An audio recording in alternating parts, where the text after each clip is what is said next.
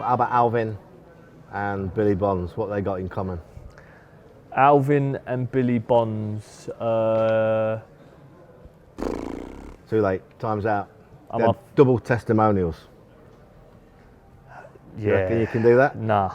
We're talking new ground, 60,000 Yeah, people. I know. Yeah, no, it'd be incredible, wouldn't it? But not in this day and age, I don't think. I just think it's too. I think it's too. The game's too quick. There's a lot more players involved. I think the competition for places is a lot higher. I'm not saying it wasn't back then because them two boys are legends, but put it this way: if I do, I'll eat me out. It'd be nice, though, wouldn't it? It would be nice, yeah. You wouldn't say no. It would be nice. It would be nice, but I think it's changed now anyway. I think I don't know how. Don't how kill it my works. story. No, I don't. Well, I don't. With charity, obviously with the charities, I don't know. Can you do them anymore, sort of thing? Or benefit campaigns. They're more charity events. Your one was, wasn't it? Yeah. Billy couldn't be far for a triple, could he? I know. Yeah. Yeah. He's a freak, though, isn't he? I did a bit on you last season because Okay. we do the TV in Norway, massive in Norway. Is it really? Yeah. Yeah, we do a really good show, whatever. And it was one of the best bits, but it was nothing to do with football. Go on. It was football. It was a football match. Yeah. It was the game, Everton game. I remember seeing you interviewed, and you said something in your Cockney. And I think you said something like, a few words were spoken, you said, because you lost the first 4 games of the season. Yeah. And these Norwegians, what's he talking about? I said, I think what he meant was that there'd been a bit of a ruck in the dressing room. Yeah. He'd lost 4 At games. Wolves at home. Yeah. Yeah. I remember, and we did that on the TV, and then we also did the Everton game. And you were so charged up for that game. Yeah. I just see it on the TV. Even the North Division was like flying all over the place, tracking back, wasn't they? Yeah. You remember the game? Yeah, of course. Yeah, I remember it. Yeah. Yeah. But sometimes it's changed a lot. Football now, you know, a lot players are a lot more sensitive than they used to be. When I first broke through, and if I'd done something wrong, the senior pros would absolutely hammer you, you know,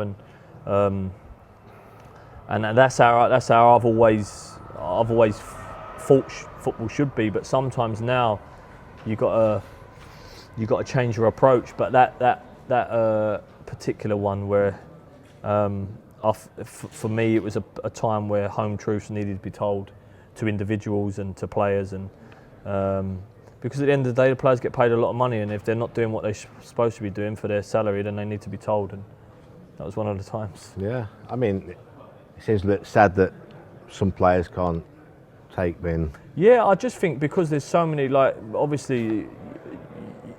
Especially you as a captain, yeah, and a local, what you exactly, mean to this yeah. club. And you have a right, in my view, to tell these people. Yeah, and obviously I see it as everyone now, because there's a lot more foreign players in the game and different cultures and the way players have been brought up, you know, and with their parents. Like if it was me and my dad, and I went home as a 17-year-old and I said, God, Dad, like Steve Lomas or Teddy Sheringham or Don Hutchinson had dug me out today big time, and then he would have said, get on with it, what's the matter with you? Whereas now I think it's changed a little bit. People get a little bit more sensitive to home truths. And I don't know if you remember your testimonial was not waiting for you, but was up in the bar there, and you came up with your fur. You had a fur coat. Yeah. And there was me, Bish, Steve Lomas, and Johnny Moncur. Yeah. And you walked past us, and as you walked past, all of us had a little comment about your jacket, of your course. fur, because it was like the chairman's fur coat. Yeah. And you walked by us, and you turned around and went, "That's what I missed, the banter." Well, but there's still banter though. yeah, of course there is. But I think I prefer the more in-your-face, ruthless banter, and the hard stuff where some people can get a little bit, their feelings hurt a little bit. Who's got the best banter then? Snods. Snoddy, yeah? Snods is a great lad, yeah. Is he? But Snods is like, how I see it is, and probably the same as you did, on the pitch, if I'm not doing something right or Snods ain't, then I'll be the first one to tell him, like, or he'll do it to me. But I've never ever sort of come into the change room with a grudge and thought, why has he spoke to me like that? Because for me, if I say something to a player, I feel like it's warranted. You know, they're obviously not pulling their weight, or they're not doing what they should be doing,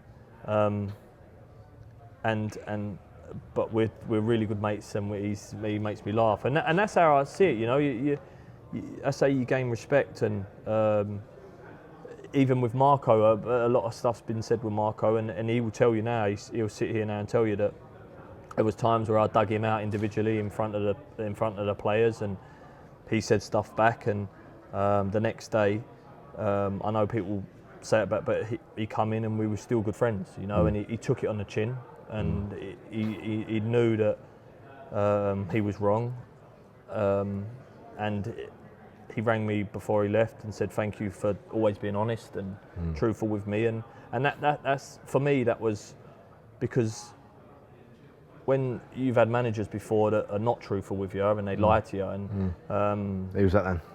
I'm saying you, but you Can't mention those names. Yeah, but you think you'd rather just be told the truth, even if it hurts at the time. You know, that at least you can say in the future, do you know what?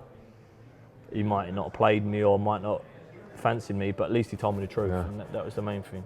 I mean, as for me, that's why you're so important. Not only a special, fantastic player, but you know, it's a dying breed now. You look around clubs and you see, I know how many leaders are there nowadays, and a local lad, and how many is it 15 seasons? Yeah, 15 seasons. You've been through everything. You know, supporters. I was there at the last game at Upton Park, and see the emotion from you and what it meant to you. So, I mean, I hope you do go on for a second testimonial, because in a way they need it, because you're not replaceable. I know you say maybe your legs might go, or you're not as good enough anymore, but no one's going to bring what you've got. Plus them 50 goals, your top scorer. Yeah. I think second from top. Yeah, now up behind Paolo, I think. So, but do you know what? It's like I just said to someone else. I think it was one of the Sky guys told me that now I'm the longest serving Premier League player at a club, as in the Premier League. And when I grew up around the corner from Upton Park, and if someone would have told me you can play one Premier League game for West Ham, I would have snatched their hands off. You know what I mean? Of course, every kid would play in the Premier League for West Ham, but to play, I'm not sure how many, but nearly 500 games for the club is pretty special. Obviously, I'm never going to break Bonzo's record because it's phenomenal. But to play in this era, to play that many games and play under 7-8 different managers and go through pre-seasons with them and start season, because a lot of people think that because I'm a West Ham fan and I've been here for so long that that's why I play, which is nonsense, because there's homegrown players all around the country getting sold to other teams or not making the grade and having to move on, whereas I've started every Premier League season under new managers, whether it's Gianfranco Zola, Sam Allardyce, Manuel here, Alan Kirbishley. You know, there's managers that have total different ways of playing, and I've started the seasons under them. So that's, for me, that was one of my greatest achievements. That even though we've had different managers of different cultures and different philosophies of playing, that I've been able to adapt and play and still play in the team. And so obviously, one more tough start, yeah. Yeah. But maybe, I don't know, I can't work out whether it's a good thing. I think maybe it's probably there's never a good time to get them, but maybe early kick-off. I mean, they're just such a special team, and the way I look at it, there's always a chance. Of course, there is. You finished well last season. Yeah, we finished great, and we probably didn't want the season to finish because we was level on points with Leicester, and everyone was saying what a great season they had. We was 2 points behind Everton, and they was, everyone saying they had a great season. We didn't get a point in 4 games, you know. So, but it's Man City, and if I had spent the money I'd spent on players there, and I had the manager we had, I'd fully expect to beat us. If I was their owner, you know, you would. It's like us playing against a lesser team, we'd expect to win with the players we've signed, and that's what they're going to be thinking. Well, good luck, pal. I hope you go on for that second testimonial. How many years have I got left? Don't write 7? you. 7? No, I've done it in. Well, yes, but it would be. No, but No, it's not About 7. 20 is years. it? no, because it would count from 2000. See, I've got him thinking now. What? You had yours late, so that's the thing. It was a 10-year thing, but you Yeah. had yours in 2016, didn't you? Oh, did I? You made your debut in 2003. 3. No, 2004. So you waited 12 years for your first one. So like 4 years. How old are you now? 20. Do you know what? Ain't that far off, you know? Hey, you got him thinking now. Yeah. Whoa. You've done 15 years in the first team, haven't you? So it's 5 years. Yeah, but I've only. Yeah, we have to speak to Sullivan because I've only got 2 years left on my contract. Yeah, you're desperate to give you a testimonial. Yeah.